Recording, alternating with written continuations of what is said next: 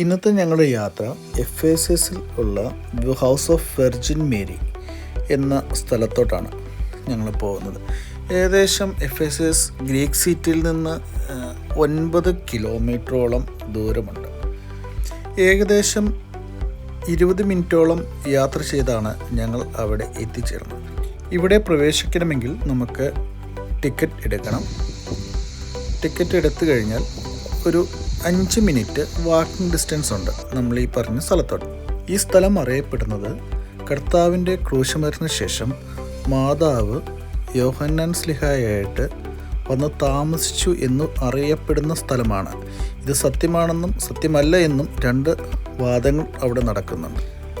നമ്മൾ മുന്നോട്ട് നടക്കുമ്പോൾ ഇടതുവശത്ത് ഒരു കിണറിൻ്റെ ഒരു ഭാഗം നമുക്ക് കാണാൻ സാധിക്കും. പക്ഷേ ഇപ്പോൾ അതിനകത്ത് വെള്ളമോ കാര്യങ്ങളൊന്നും തന്നെയില്ല.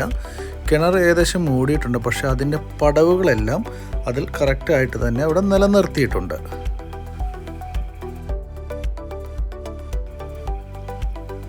അവിടുന്ന് പോകുമ്പോൾ നമുക്കൊരു മാതാവിൻ്റെ ഒരു പ്രതിമ അവിടെ കാണാം.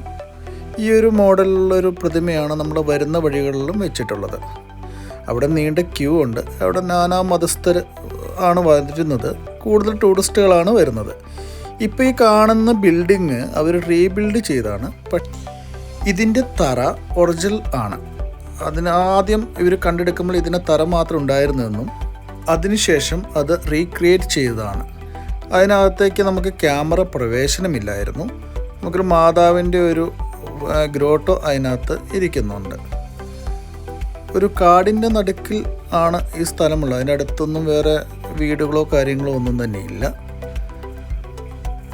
ഈ ചർച്ചിൻ്റെ ചുമരിലോട്ട് നോക്കിക്കഴിഞ്ഞാൽ 2 വ്യത്യസ്തപരമായ കല്ലുകളാണ് വെച്ചിട്ടുള്ളത്.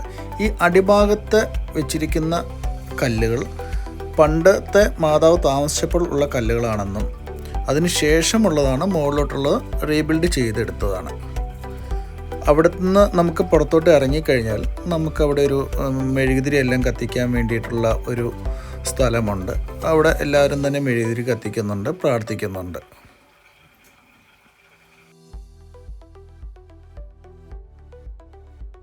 അവിടെ അതേപോലെ ഒരു ചരിത്രം പറയുന്നത് അവിടെ നിന്ന് ഒരു നിലയ്ക്കാത്ത ഉറവയുണ്ടെന്നും അതൊരു പരിശുദ്ധമായ വെള്ളമാണ് അവിടെ വരുന്നതെന്നും അതെല്ലാവരും എടുത്ത് കൊണ്ടുപോകുന്നുണ്ട്.